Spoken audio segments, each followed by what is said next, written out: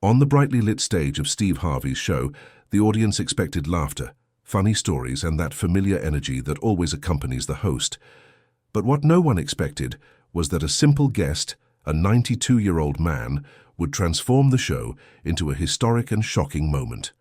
The grandfather, seated with slow steps but lively eyes, began to tell a war secret he had kept for almost a century. Every word that came out of his mouth left Steve and the audience speechless. Details of secret missions, hidden sacrifices, and heroic acts never revealed before. Stories that seemed straight out of a movie, but were painfully real. As the account unfolded, Steve stood up, gestured, ran from one side of the stage to the other, trying to contain his emotion and disbelief at the magnitude of what he was hearing. He looked at the camera, then at the audience, unable to believe that someone had lived through all of that and kept silent for so long. The studio felt different that Tuesday afternoon in November. Usually, the Atlanta production facility buzzed with the controlled chaos of entertainment, producers shouting cues, audience members laughing before the show even started. Steve Harvey pacing backstage, practicing his trademark expressions in a mirror. But today, something hung in the air that the crew couldn't quite identify, a heaviness, an anticipation. Marcus Webb sat in the green room, his weathered hands folded in his lap, trembling slightly from age rather than nerves. His grandson, Daniel, sat beside him, fidgeting with his phone, still uncertain whether bringing his grandfather here had been the right decision. "Grandpa, you don't have to do this," Daniel whispered for the fourth time that hour. "We can still leave. Tell them you're not feeling well."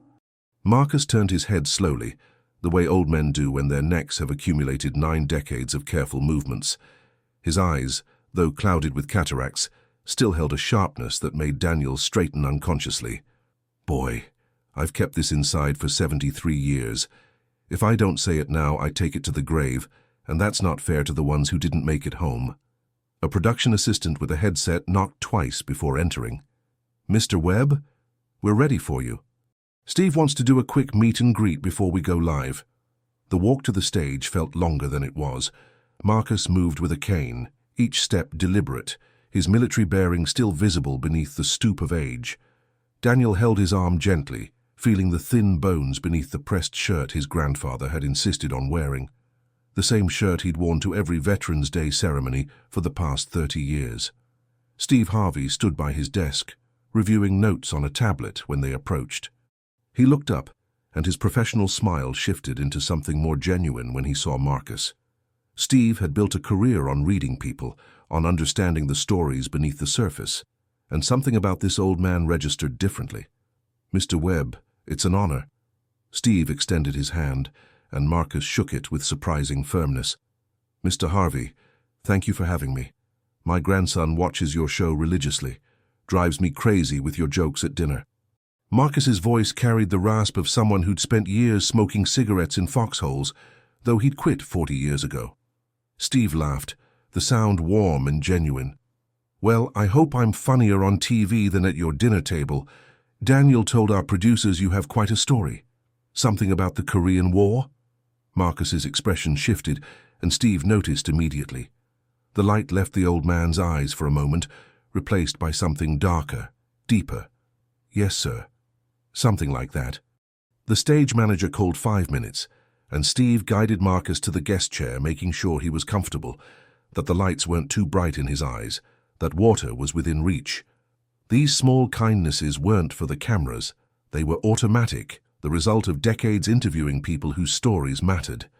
The show's opening was standard Harvey magic, jokes about his suits, playful banter with the audience, a story about his grandkids that had everyone laughing. But when he introduced Marcus, his tone changed, became softer, more respectful. "Ladies and gentlemen, today we have someone very special. Marcus Webb is 92 years old, a veteran of the Korean War, and he's here to share something he's never told anyone outside his family. Not the military, not historians, no one. Mr. Webb, welcome." The applause was warm, but curious. The audience sensed something different was coming. Marcus settled into his chair, his hands gripping the armrests. Steve leaned forward, giving him space and attention. "Mr. Webb, you served in Korea from 1951 to 1953. What did you do there?" "Officially?" Marcus's voice was steady but quiet, forcing the audience to lean in. I was listed as a combat engineer. Building bridges, clearing mines, that sort of thing. That's what my discharge papers say. That's what I told my wife, God rest her soul. That's what I've told everyone for 73 years. Steve's eyebrows rose. Officially, what does that mean? Marcus took a breath that seemed to come from somewhere deep, ancient and painful. It means I lied. For 73 years I've lied. Because they told us to. Because the mission was classified. Because some things were supposed to stay buried. The studio went silent. Even the cameramen stopped shifting. In January 1952, I was pulled from my unit along with 11 other men. We didn't know why. We were driven to a base we'd never seen, met by officers whose faces we weren't allowed to remember. They gave us a choice. Volunteer for a mission we couldn't discuss, or return to our units with no questions asked. What kind of mission? Steve asked, and his usual performance energy had evaporated, replaced by genuine interest. They told us the Chinese had captured an American pilot, not just any pilot. Someone carrying intelligence about nuclear capabilities, missile trajectories, strategic targets. If the Chinese extracted that information and shared it with the Soviets, Marcus paused, his throat working. They said it could change the entire war, maybe start another one. Steve stood slowly, unconsciously drawn into the narrative. So what did they ask you to do? They asked us to cross into Chinese territory, not just Chinese-held Korean territory, but actual Manchuria. Find this pilot before he broke under interrogation and bring him home. Or if we couldn't bring him home. Marcus didn't finish the sentence. He didn't need to. A woman in the front row gasped softly. Mr. Webb, this sounds like something from a thriller movie, Steve said, and there was an edge to his voice, not quite disbelief, but approaching it. Marcus reached into his jacket pocket with shaking hands and pulled out a folded cloth.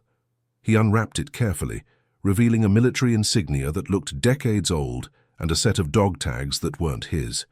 He handed them to Steve.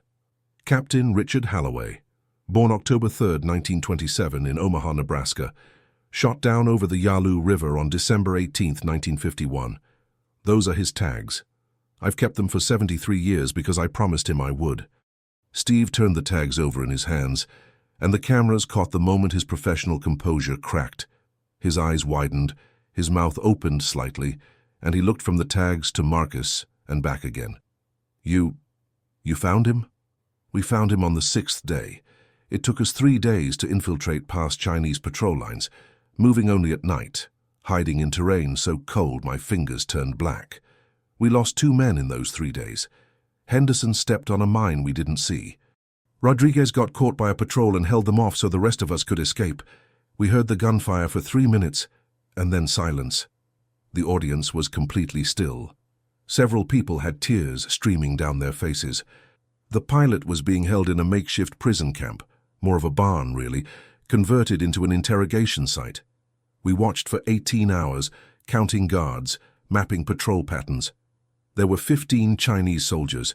We were 9 men by then. Steve had moved away from his desk, standing in front of Marcus now, hands on his hips, completely absorbed. How did you get him out? Marcus's voice dropped even lower. We didn't, not at first. We waited until 0300 hours when guard rotations changed. We went in fast, suppressed weapons, hand signals, everything by the book. But someone must have heard something because the alarm went up when we were still inside. We grabbed the captain, but he couldn't walk. They'd broken both his legs during interrogation. We had to carry him. The firefight lasted maybe 6 minutes, but it felt like hours. 3 more of our men went down covering our retreat. I caught rounds in my shoulder and leg. Marcus pulled his collar aside slightly, revealing an angry scar that disappeared under his shirt. We made it to the extraction point with 4 of us left alive, carrying a pilot who kept saying, "Leave me, just leave me." Steve had his hand over his mouth, and when he spoke his voice was thick. "Mr. Webb, why didn't you ever tell this story? This is heroic.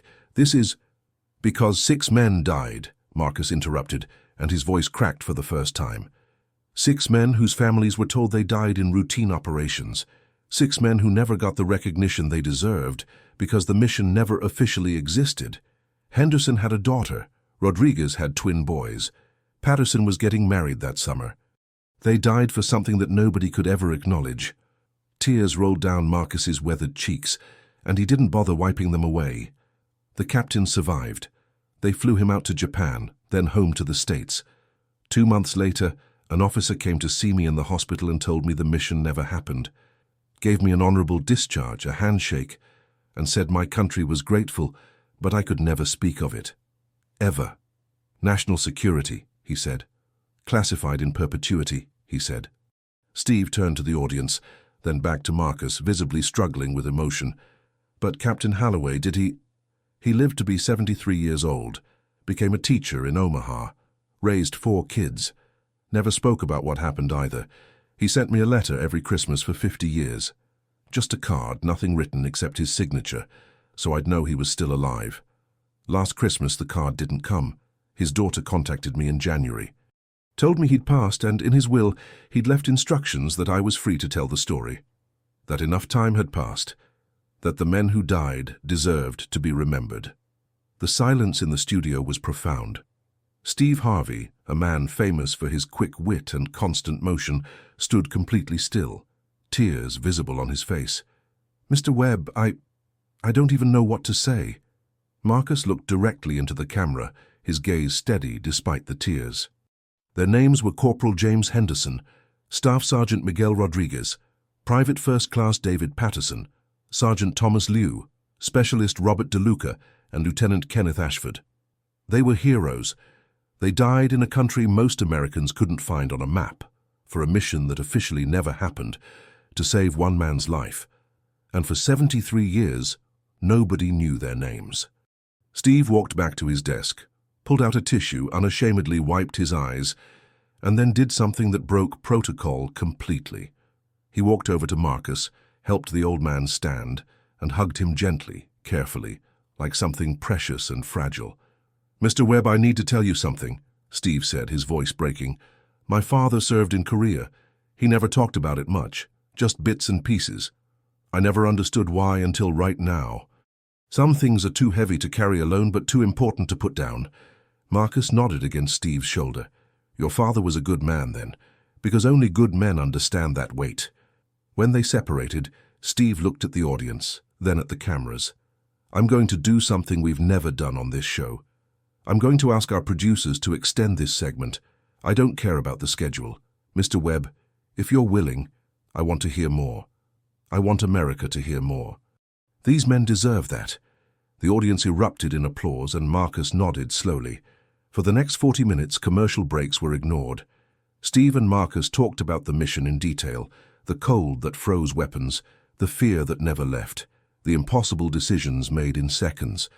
Marcus described how Henderson had joked about his daughter's terrible cooking minutes before stepping on the mine, how Rodriguez had sung Spanish lullabies under his breath when they were hiding from patrols, how Patterson had shown everyone pictures of his fiancée so many times they'd memorized her face. Daniel sat in the wings, watching his grandfather unburden himself of decades of silence, and understood finally why the old man had insisted on doing this. It wasn't about recognition or glory. It was about witnesses, about ensuring that 6 men who died in secret wouldn't remain in secret forever. As the segment finally wound down, Steve asked one last question. "Mr. Webb, what do you want people to take away from this story?" Marcus thought for a long moment, his fingers tracing the dog tags he'd carried for 7 decades. That freedom isn't free, but the price is often paid by people whose names you'll never know. That courage doesn't always come with medals and parades. That sometimes the bravest thing you can do is keep a secret, even when it costs you to do it. And that it's never too late to honor the fallen, even if it takes 73 years to say their names out loud. The show ended without the usual jokes or light-hearted closing. Steve simply stood with his hand on Marcus's shoulder, and the credits rolled in silence except for the sound of an audience overwhelmed by what they'd witnessed. After the cameras stopped, after the audience filed out wiping their eyes, after the crew began breaking down the set with unusual quietness, Steve sat with Marcus in the green room. Daniel had stepped out to take a call, leaving them alone. "Mr. Harvey, can I tell you something off the record?" Marcus asked. "Anything, sir." "The hardest part wasn't the mission. It wasn't watching good men die. It was coming home and pretending it never happened." going to weddings and birthday parties and Thanksgivings, and every time someone thanked me for my service, I wanted to tell them about Henderson and Rodriguez and the others. But I couldn't. For 73 years, I carried their names alone. Steve's voice was gentle. You don't have to carry them alone anymore. Marcus smiled, the expression sad and relieved in equal measure. No, I don't. Thank you for that. The episode aired 2 days later and broke every viewership record for Steve Harvey's show. News outlets picked up the story. Military historians began researching, finding classified documents that corroborated Marcus's account. 3 weeks later, the Department of Defense announced that Corporal James Henderson, Staff Sergeant Miguel Rodriguez, Private First Class David Patterson, Sergeant Thomas Liu, Specialist Robert DeLuca, and Lieutenant Kenneth Ashford would posthumously receive the Silver Star for gallantry in action. Their families, many of whom had spent decades wondering about the circumstances of their loved ones' deaths, finally had answers. Marcus Webb passed away peacefully in his sleep 4 months after the show aired, 2 days after attending the medal ceremony in Washington. Daniel found him in his favorite chair, the dog tag still clutched in his hand, and a smile on his face that his grandson had never seen before. At the funeral, Steve Harvey delivered a eulogy to a church packed with strangers who'd seen the episode and felt compelled to honor a man they'd never met. He spoke about courage, about sacrifice, about the cost of keeping secrets and the relief of finally letting them go. Marcus Webb spent 73 years carrying the weight of 6 heroes on his shoulders, Steve said, his voice echoing through the church. Today we take that weight from him. We remember, we honor, we promise that their names will not be forgotten. Not now, not ever. 6 military honor guards carried Marcus's casket, and when they folded the flag, they did it with the precision reserved for those who'd given everything. Daniel accepted it with shaking hands, understanding finally the full measure of what his grandfather had carried, and grateful beyond words that he'd convinced the old man to share it before it was too late. The story didn't change the world. It didn't stop wars or solve conflicts. But it reminded people of something essential, that history is written not just by the famous and powerful, but by ordinary people who did extraordinary things and then returned to ordinary lives, carrying extraordinary secrets until someone finally asked them to speak. And sometimes, all it takes is one person willing to listen, one stage bright enough to shine light on shadows, and one old man brave enough to break a 73-year silence to ensure that heroes are remembered, even when the world tried to forget them.